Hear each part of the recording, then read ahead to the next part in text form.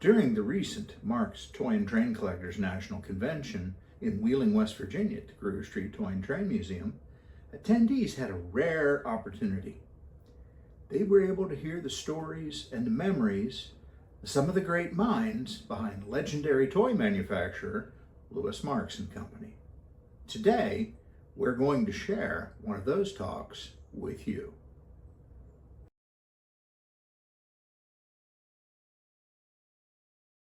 In June of every year, collectors and fans of the toys and trains of Louis Marx and Company descend on Wheeling, West Virginia and the Kruger Street Toy and Train Museum for the annual Marx Toy and Train Collectors National Convention. One of the highlights for many of the visitors are talks given during the convention, many of which feature former Marx employees.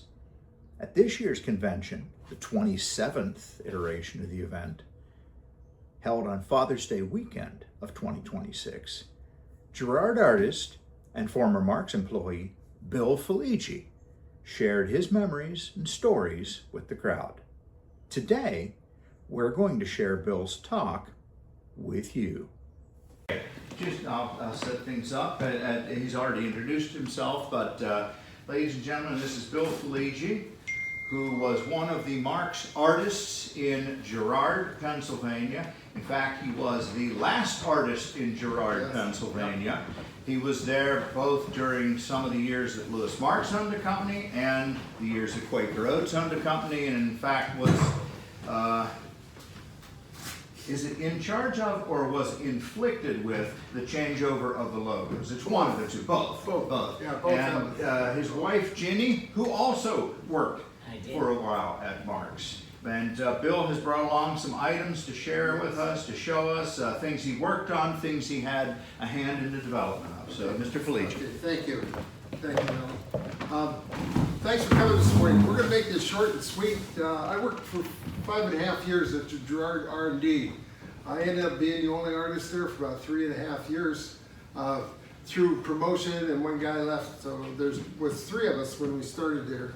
And that was back, I graduated from Girard Institute in 1968, and I was hired by Marx that fall. And I just turned 20. Imagine this kid. Most of the guys I went to work with, their children actually were in my high school senior class. So to see this kid come bopping in off the street. But anyway, that was the start of my artistic design career with Marx Toys. I was at the Girard unit. We had about 13 model makers there, inclusive of an engineer and a couple highly skilled model makers. But I wasn't going to get into my stuff. We made trains, basically. We did some other things there also, and I'm going to start over on this side, over where Jeannie's at. And Jeannie, if you want to just hold that up, the big rail set. I'd get my orders over the phone sometimes from my boss sometimes. Anyway, they said, hey, we need to shoot this because what happened, Sound of Power came out. And the Sound of Power is a chug-chug sound that's located, and I'll just show this real quick.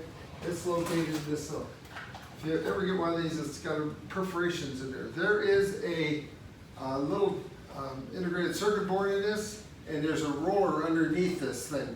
That roller makes the chug when it rolls along the track, and I think the patent's still up to date on that. There's nobody that has been able to go over the patent and beat it for some reason, but that's how that chug occurs in these trains.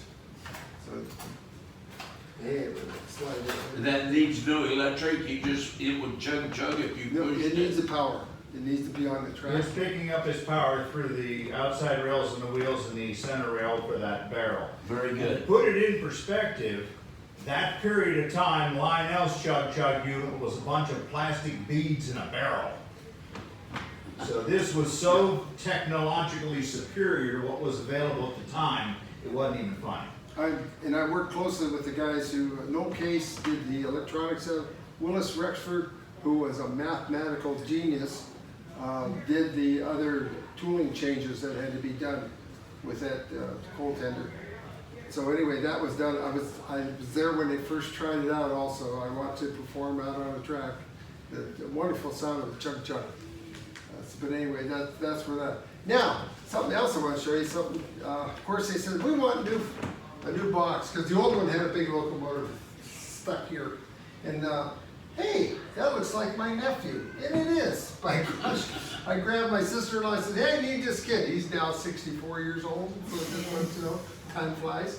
Anyway, that's Mike, and I laid him on a big blue tarp, and we took pictures of him, and that's where Big Rail came from, and that's him playing with the train. So they wanted a brand new box made up for that, and that's what we did. So the other thing that we did, they said, "Hey, while you're doing that, by the way, come up with a different color scheme for the transformers." I says, "Okay." And that's the big transformer there that James trying to get out of the box. And I'll raise this one up too. Thank you for your help here. All right, and this is, you'll notice it looks like the same old transformer. Well, it's not. You'll notice that on the nice wood grain litho plate, I designed that one, and then we put the information on there about the electrics and the safety of it. That color went into all of the transformers that were produced, even the little ones like this one. And the white knob, I put that on there. Anyway, New York loved it. They said, "Great, sales guys love it. Let's go to manufacture with it." So anyway, that was pretty much the extent of the Big Rail, and it was well performing. The other thing I wanted to show you on this box. Thanks, son. Just flip it up like that. You'll notice on Great American Railroads, this is when Marx was already bought by General Quaker Oats. Thanks. General Mills. Anyway, Quaker Oats, and this was added later. The original box that my nephew got, he got about the third one off the line. You'll see there's no round circle there. That is actually a label that was put on for a later production box. Just want to point that out. Okay. Now, I did a lot of things. I did a lot of, by myself. I was working 50 hours a week, 60. And then one of the projects I had to do, or was required to do, or was asked to do, I don't know, this is a vacuum formed straight track, no big deal. Until you're the guy who's got to design the art that goes around it. When you go to art school, they don't prepare you for any of this stuff. I mean, it just, they don't. I mean, the bottom line is, what's this? Well, we want you to put that and a curve and another accessory on it, and we want to vacuum pack them like this for display. I've never done anything like that in my life. But anyway, I did the designs and I laid them out. They gave me panels.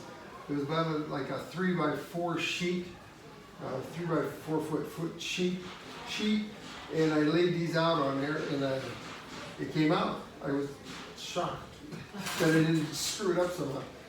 So anyway, that's part of that railroads. I did a couple things too, and I'm going to move over swiftly here.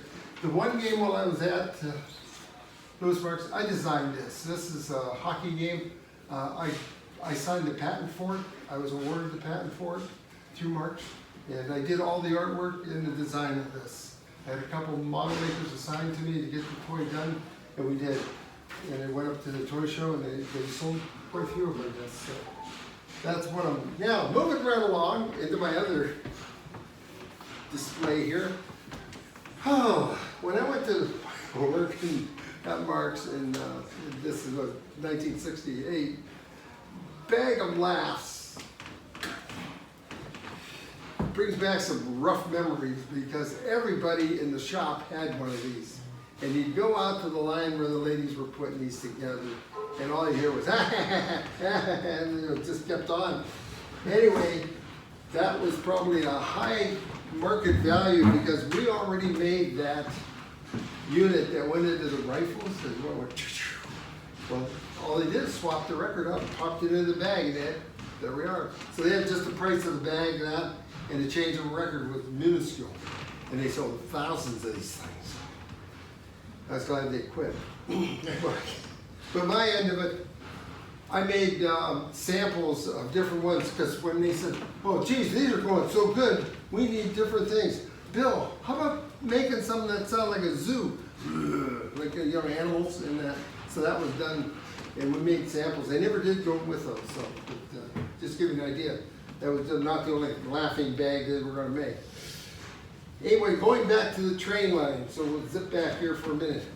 I did a lot of different train lines.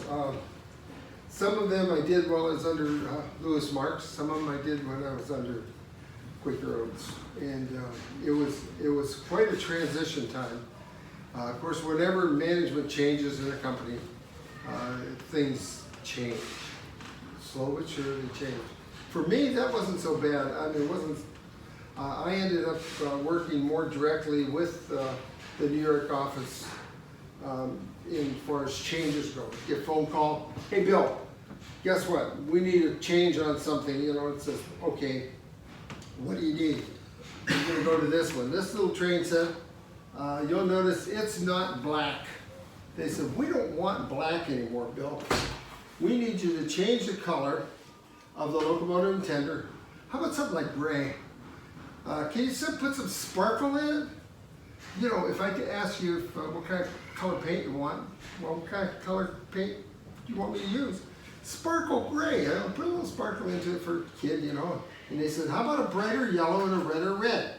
And they said, and then we'll go with that. So when you take a look at this just wasn't a color change. This was a whole change to the set. And even the track is now gray with the sparkle. What they did is also said, hey Bill, we need some more prettier looking rubber stamps on this. And I designed these two to go on there. I think I used that one that was already in inventory. But that's quite a job to do that. Well, they said, besides that, Bill, make us a new box, would you? And that was the photo shoot. I did all the artwork on this. There's the Marx stripe that goes across the top and all the stuff that was changed on there. 2 kids playing with the box, and that I did also. The key art, what they call key art, is the final print, you know, the final artwork that you're going to go to production with. Getting back to this is another set that I did. In fact, 2 of these. These are, you want to hold that up and then hold that one. These 2 are 2 of them. I also did all the artwork. This is Great American Railroads, and this is when Quaker Oats was really changing the format of the train line. Great American Railroads, they said, Bill, by then I was leaving Marx. I was quitting. I had a better job offered by $1 an hour back then. Anyway, the bottom line, they said, Bill, don't leave. Become a contractor. So I got my insurance for me, and then I was off the payroll as far as they were concerned, but I'm a contractor to Louis Marx. And what I did, I made these cars, I painted them, had them printed. I was just like a normal employee, you couldn't tell the difference. But anyway, we did a lot of different things, and this was one of the cars that I did for this train. Going to this one, you can't see it too well, this is the Crooks locomotive.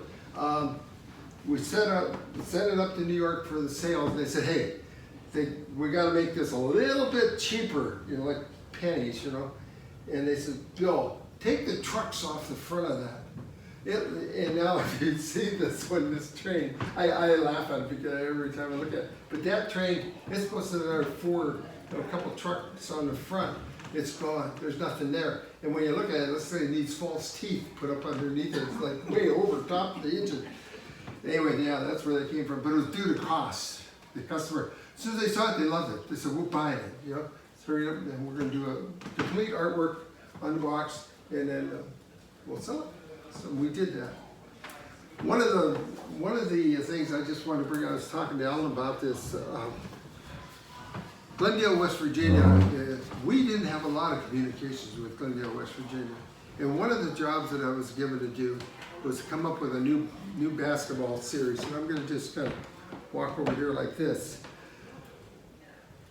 I brought in an old unit. This I called one was the original. This was probably about 1955. I saw a number, that this game was made. You can tell that it was, they call it the granny fling, or whatever you want to call it. Between the legs, the ball was brought up and then shot into the basket here. This is the old style. This is the new one. When I was given this job to do, they said, Bill, we need a whole new outlook on this. We have secured NBA logos to be put on this, and this is going to be a featured NBA game.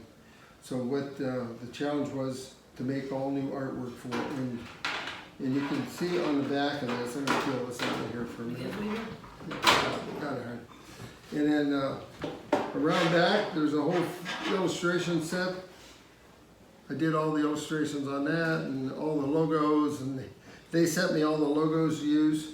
And our legal team secured the rights for this. The one thing I just want to point out that the litho that was done on this was done at Glendale, and the folks who did the litho work down there, that's printing on steel, they are just the best, and I'm going to say the best in the world. They made some of the most intricate things you could take a look at out of printed steel. You know, it just for us artists, it was really made a creative way to do it. But anyway, we started with this little bugger, and then they said, you know, also, Bill, we're going to need a new guy to shoot the ball. Well, that was relatively easier said than done. This, when I saw this the first time, the guy still didn't like paint. He was all out of denture material that they make dentures out of, and it was given to us as far as model work. It was carved by a company over in Ohio. Do you happen to call that? Farriott. Ferris? Farriott Brothers. Farriott Brothers. See, and when you look at the detail on this face, it looks like it's smiling at you. But what happened is this: I was assigned a model maker, and he made this run, you know, like that. Looked pretty simple. Until you take boy, that hand's awfully big. What happened is the stupid ball would not go into the basket, it wouldn't stay. As soon as you lifted this up, the thing would fall off. But anyway, John Bonnet, I give him credit, he flung this thing for hundreds of times, and finally got it, the ball finally went to the net. So, but anyway, that's what that was made out of. And I just, it's really a simple mechanism. Again, this was the old one. I bought this one online because it was already broken. Probably the person was buying that already broke off for a couple of bucks. But I just wanted to show you they had a wire that went all the way up and to move the hands up, the arms up on the player. And they had a bell underneath there, and there was a little counter also. But anyway, this is the old style, and this is the new style. And they made, well, on top of that, they said, well, Bill, besides doing that, hey, you need all new artwork on the box, don't you? Well, do you? Yeah. Well, yeah, Bill, you need to have a photography set up, and then that's what this was for. And it was set up, and we had my wife then, cousin, come in and do this. He was the kid on the box, and anyway, to do a shot. Because what also occurred, I made 2 of these. And there was a lot of work to make 2 of them. There's a lot of work to doing it. And what happened is this. I had to make 2 of these. The people that you see in here are pretty much the same people. I did one master, and there's a 3M product that is actually, it's a negative, but then you can make a positive out of it. So every time I needed a new set of people up there for blue, red, or black, or whatever, I just made a negative and made a positive, and then pasted it on here. It's on a clear film. You can hardly even tell it's not real, printed right on the steel. I made 2 of these, one of them for a television commercial, and to show them shooting the ball and whatever. And the other one went up to the New York office for sales display. So anyway, we took care of that, and that finished that project up. I don't know how many they made of these. I'm not even sure where this was made at. You don't have a wow. I think they came out of the Glendale plant. Did they? Yeah. It should be on the box behind you. Oh. Okay. It might have Glendale on it. Yeah, I don't know. Some of them have just like 205th Avenue. But oh yeah, I think that's what that does. It's just a general. It may say Glendale. General Some tag. Glendale product did say Glendale. But anyway, we finished this little project up and they said they needed a new box. So all that, it sounds kind of simple until you're the guy doing it. Well, we got to set up a photo shoot date. We got to figure out what we're going to do with it, how we're going to do with it. Make sure we get all these logos on there also, so that it's, you know, publicized, because you are using NBA's logos on here. Logos are the identifications for each of the teams. So it was a big project. I had to do that and also that box, production box. So we got that all done. This one? Yeah, You made this one? yeah. Put all that up. There we go. That's Brian, the young man there. He's still with us. But anyway, this is the photo shoot that we did in Erie. It was done by Dick Raster, who I worked with for quite a few years. And then went to production. So anyway, that's kind of, but I just want to give a lot of tribute to the guys out there. They do a wonderful job. They did train items, you know, for like Girard has a little whistle-blowing station you can buy, and they did a lot of different things as far as other buildings for the rail sets. But I just wanted to just go over that real quick, and this is basically what I did for 5.5 years. And then, but I just want to speak a little bit too about the guys I worked with. These gentlemen were creative. They were very creative. One of the gentlemen, no case, he was our only engineer that we had. In fact, I think maybe he engineered Mark's outfit, for all I know. He was, I'm not aware of any other engineers that we had. But Noel was... You did have Francis Pavalka, who worked with him for a while. He held an engineering degree, but then he went to Erie and eventually to Glendale. Okay. Yeah, Francis was out there with me too, and he was actually working with Ed, but Noel and No Case had an engineering degree from the state of Indiana University, both in electrical and mechanical engineer. He was a whiz. Anyway, I was doing all the start work and stuff, and he says, you know, Bill, he says, you got to go to college. To an artist, I don't do math. 2 and 2, you know. Anyhow, he says, you got to go to college. And while I was going on to a different job in the plastics industry, I became a plastics engineering technician. And I just, Mark, I thank God for me going there and meeting him, because he says, you need to do that. He mentored me too, and he says, you need to really think about doing that. And I did. When my next job at the plastics plant, I went to night school in college, and I went back to working at second shift, swinging back and forth. I finally got a certificate for 2 years in management. Stayed here about 10 years, and I got a job offer to build a plastics plant from the ground floor up. Nothing but bare floor. I put in a 12-machine installation, including all the heating, cooling for the molds, all the floor layout for the machines. I hired engineers for quality control, tooling repair. It was quite a big deal. And I also moved the plant from Scarborough, Ontario, Canada, to the Erie facility. So I was really busy in my life. After that, I left, and we were purchased by another company. And I left there and became went to another company. I stayed there for about 15 years as it doesn't mean anything to anybody unless you're in the automotive parts. I was an ISO, what they call an ISO 9001 inspector. And then what that is, what I did systems checks for if you're doing your job all the way from the president. Are we getting the invoices right? Are we sending stuff? Do we have receipts going in and out of the plant? Tooling, I go to a tool maker. You have to have all your tools listed, your micrometers. Are they certified or not? That's what I did. I made sure that they had them certified. So I did a lot of that kind of management work. And then I said, one day I said, yeah, I've had enough, I think I'll retire. And that's what I did for a living. But anyway, it all started going back to Marx, working with these creative people. They were just awesome. I mean, there wasn't anything they couldn't build. They made all the spring wound stuff for tension and motors, and So the I'm going to pause for a moment to ask you for a small favor. If you enjoy what we're doing here at Kruger Street Stories, don't forget to make sure you're subscribed to our YouTube channel.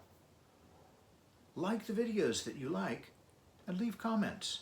All of these actions help us with the algorithms at YouTube so that more people will see our videos and will be promoted more, which helps the channel. And don't forget to click that notification bell so that you'll always be informed when we post a new video. For those who've already subscribed, thank you. Now back to today's episode. last but not least, I wanted to just bring this little train set up here. This is a little work train. I designed the color scheme for the whole thing. The stamp, we had just gotten, they asked me, how many 5 railroad companies would you excuse me, use for production, for ease of printing, ease of paint, and all that good stuff went in, some thought went into this. And I said, well, this was one of them, Illinois Central Railroad. They had a nice big logo on it. Color scheme was really pretty. White and orange had come out really better than what I thought. And this was developed for one of our train sets that we sold. And this I think was my best work as far as the overall color, coordination in the train itself. So, but anyway, that's basically all I just wanted to talk about. If you have any questions of me, please. I went through. I know pretty much everything that was in the Girard plan. I was in every aspect of the molding, the die cast,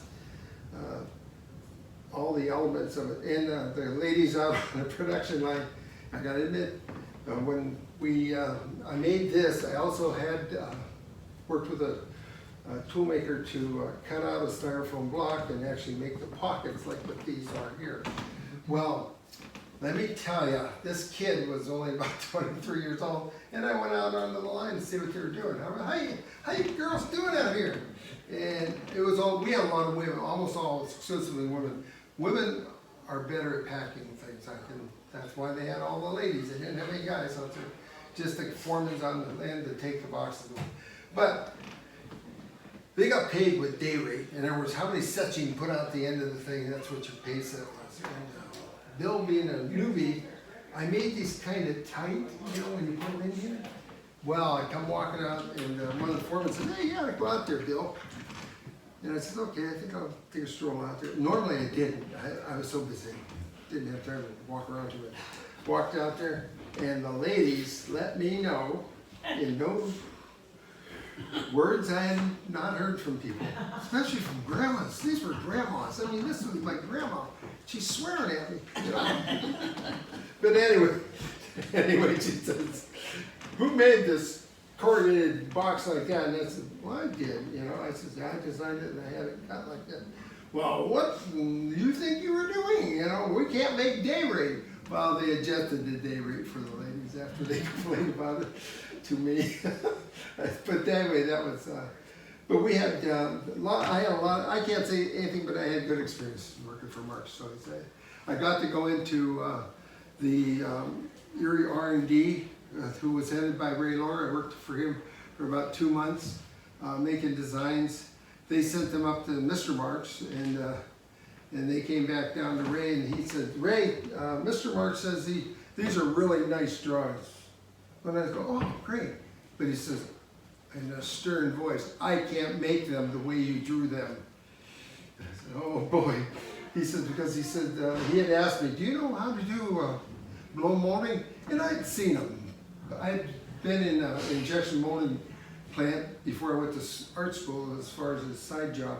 Anyway, he says, I want you to take your drawing paper book, go down, and he says, I'm going to get the head of the production, Mr. English up here. He'll escort you down to the blow molding machine, and I want you to observe and draw items that you think might be used in the blow molding process.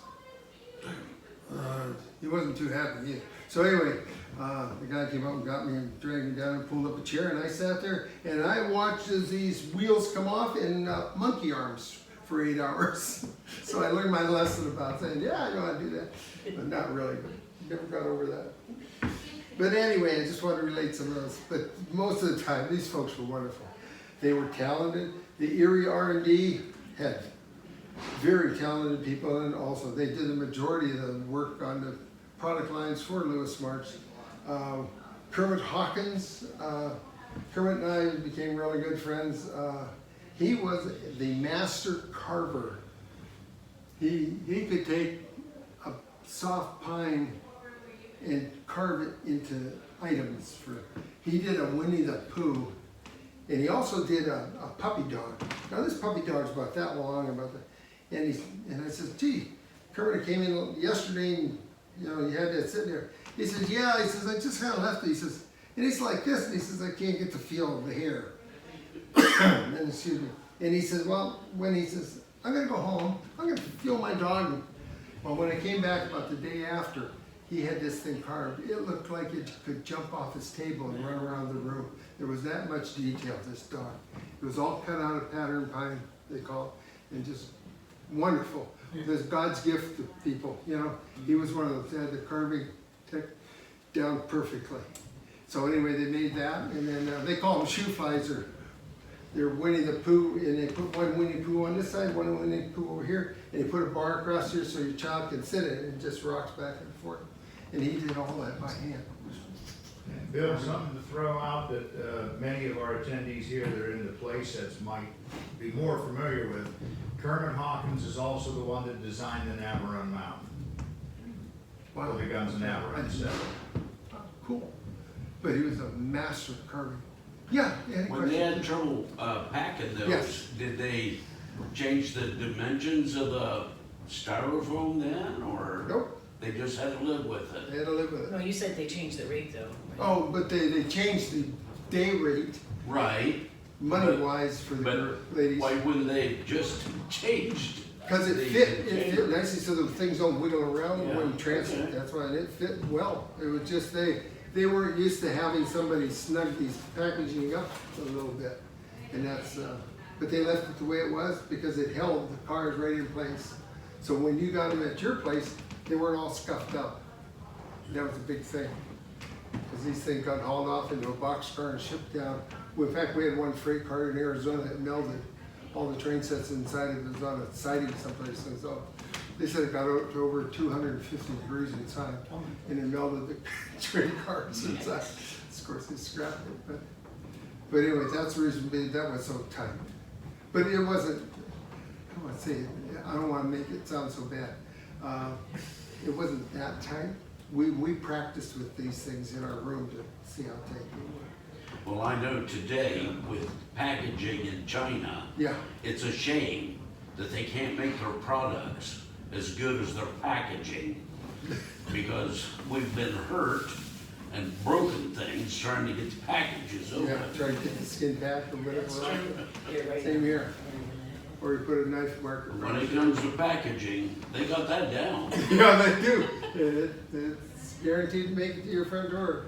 After that, you screwed up, it's yours. But yes, please. I have two questions. Sure. First, so were you considered a designer, and how big was the art department?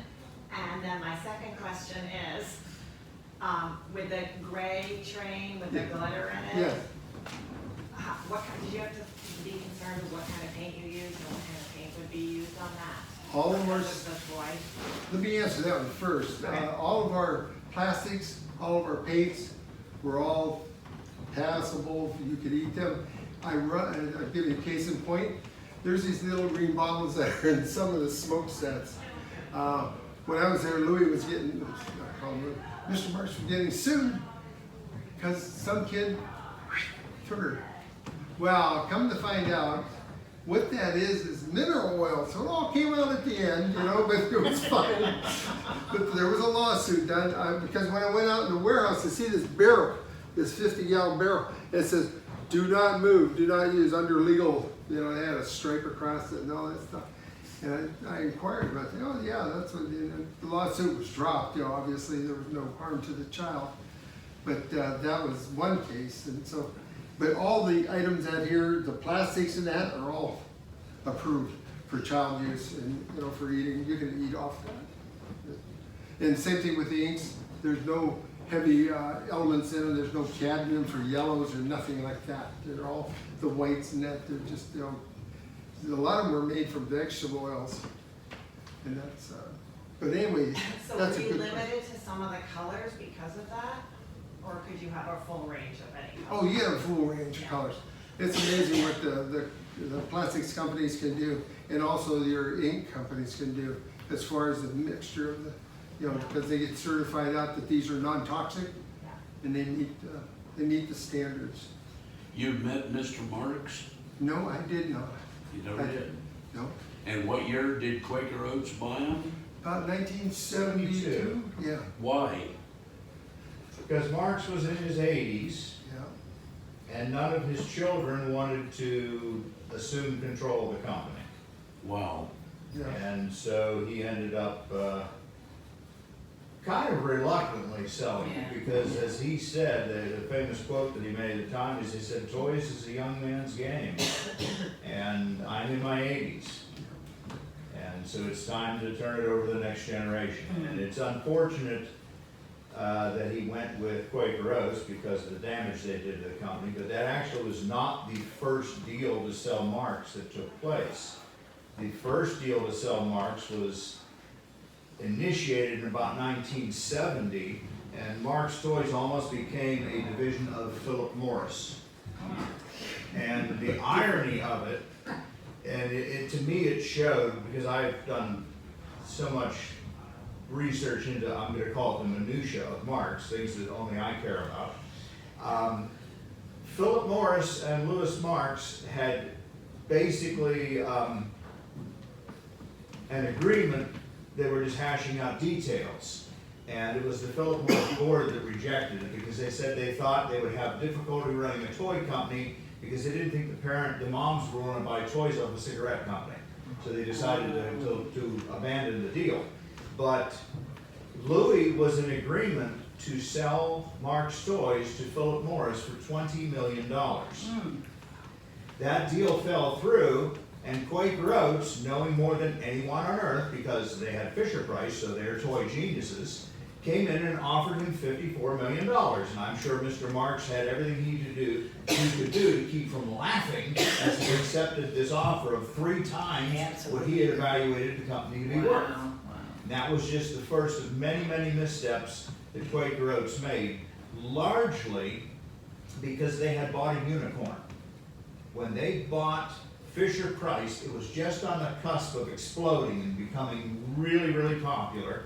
And Fisher-Price sold toys to mom for little kids. Marx, the vast majority of the toys, really were being sold to the kids. The kids would ask Santa for it or ask mom and dad for it or whatever. The kids were the driving force. And so Fisher-Price started making Bill and the other people at Marx do things like put the educational value of the toy on the box. Well, there's one thing I can tell you. If you're a 10-year-old boy, the last thing you're going to do is want to buy the toy that says it's educational. So and the other thing they made them do was start putting age ranges on the box. Yep. But they didn't want just the low end, they wanted the high end. So they took play sets, which when I was a kid, you could still be 12, 13, and you're setting up your battleground set. Sure.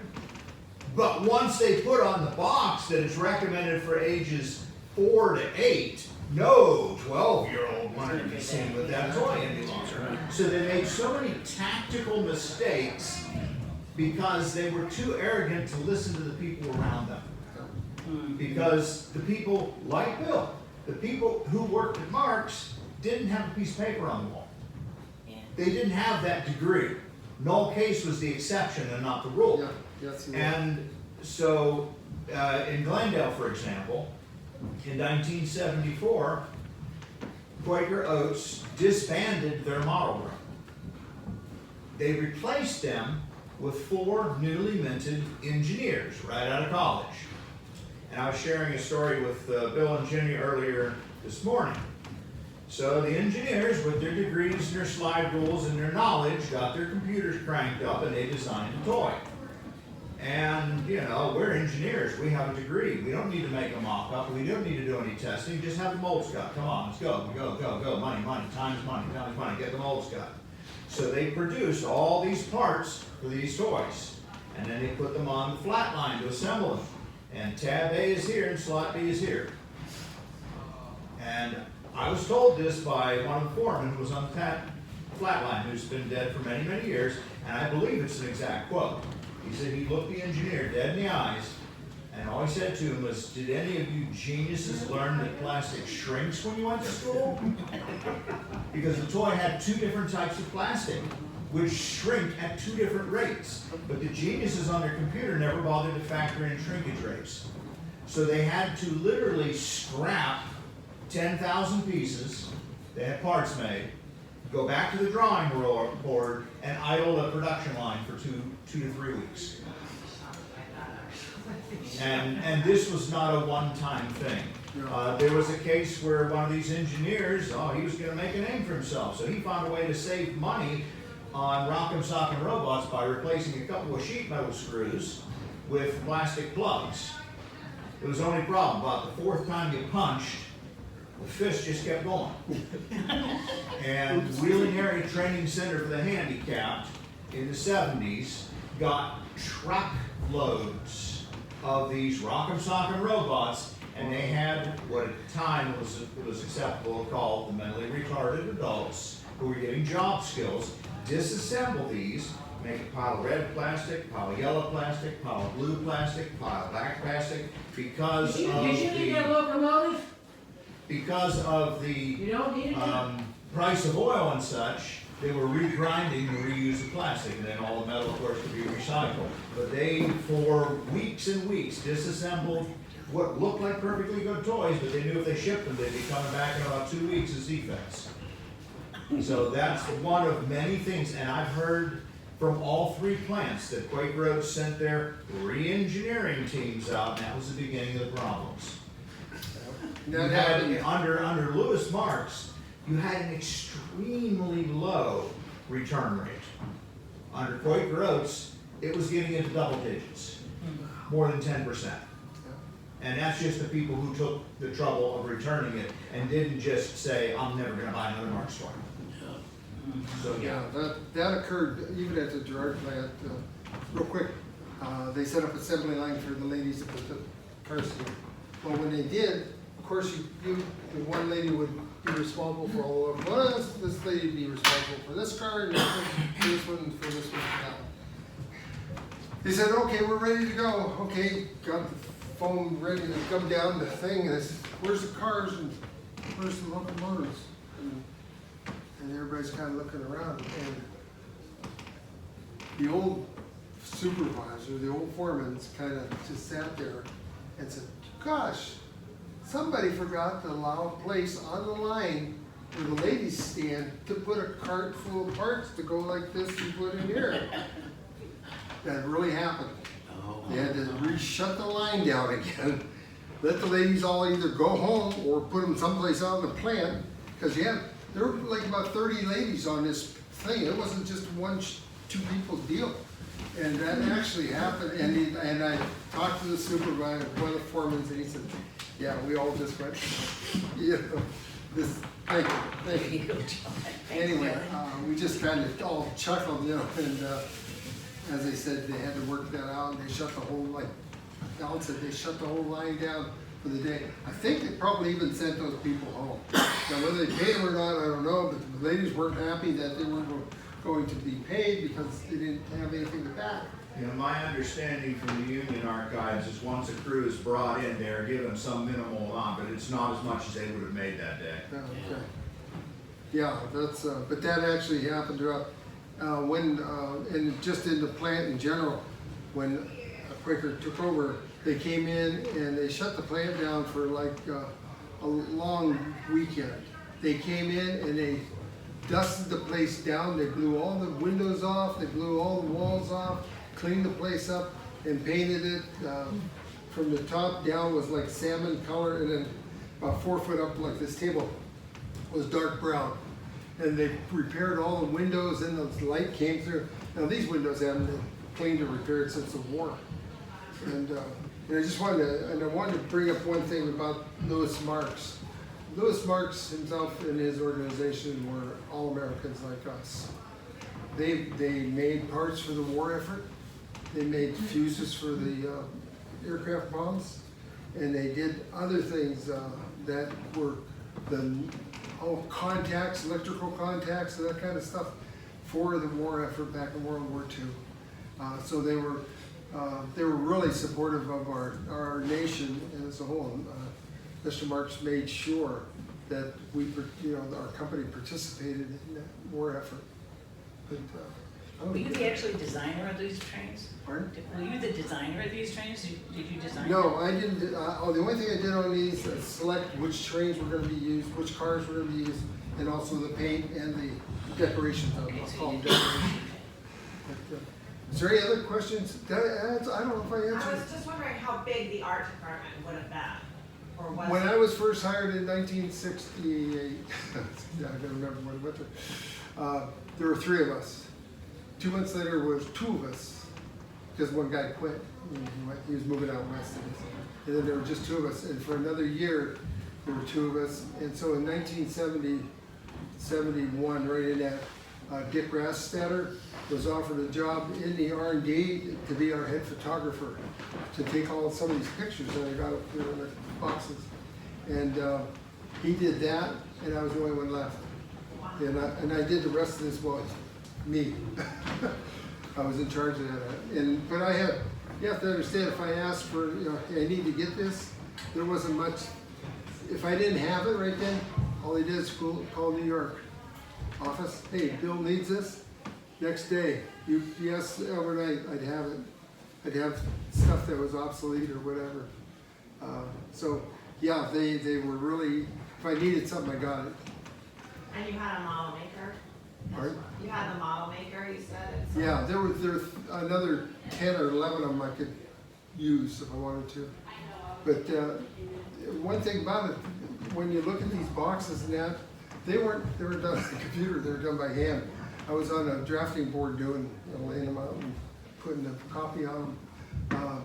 I ordered my copy, the words on them, from Bowman and Blinkman up in Cleveland, Ohio was the company. Because there wasn't hardly anything like photo faxing anything. The new art, new form of communication.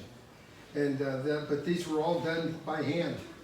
Lay it on there and paste it on and send it to a photographer.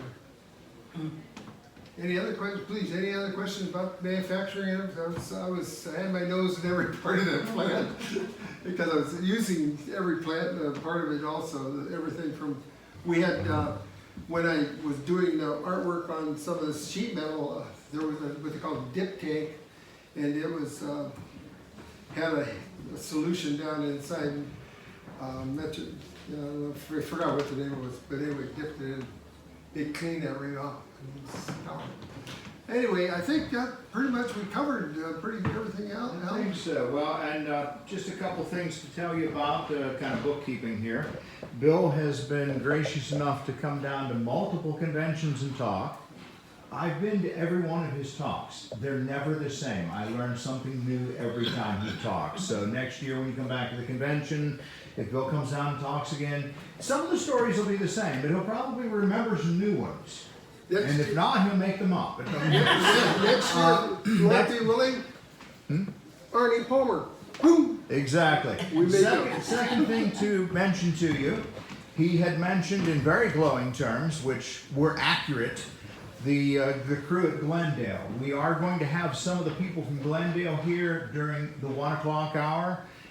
We have 3 confirmed and a couple maybes, so we might have as many as 6 of the former Glendale employees who were down there and in different roles in the plant, and that should be an interesting little, like a panel type of a discussion. And here in a few moments after we change things over, this gentleman over here, John Twarog, is going to be giving a talk on the Marx 999 train engines. That was like the workhorse of the Marx train line for many decades. So hope you're enjoying your time at the convention. You can join us for some of the future talks. Bill, as always, thank you. I love you. glad I was able to work for a company that was really filled with wonderful employees. Thank you very much. Thank So wonderful, we married one. Yes, you brought her home. No, I didn't like we're gonna work. she didn't like her job. My first job. It was very hot. In virtually every area of collecting, toys, trains, sports memorabilia, art, antiques, you name it, there are always those collectors who go beyond merely seeking out the objects. And they want to know about the past. They want to know about the companies that made them. They want to know about the creative minds who came up with these amazing objects of their affection. For fans of the toys and trains of Lewis Marx and Company, the annual Marx Convention in Wheeling has given them a chance to interact with some of Santa's real elves. Bill Felege, one of them, is just one of many that Marx attendees have met over the years and heard wonderful stories from. Maybe next year, Father's Day weekend of 2027, you too can join us at the Marx Convention in Wheeling, and you too can meet and interact with some of Santa's real elves. Hope you enjoyed today's episode. We'll see you back here real soon for another Kruger Street story. That's all for now. Well, that's it for today's episode of Kruger Street Stories. We hope you enjoyed it.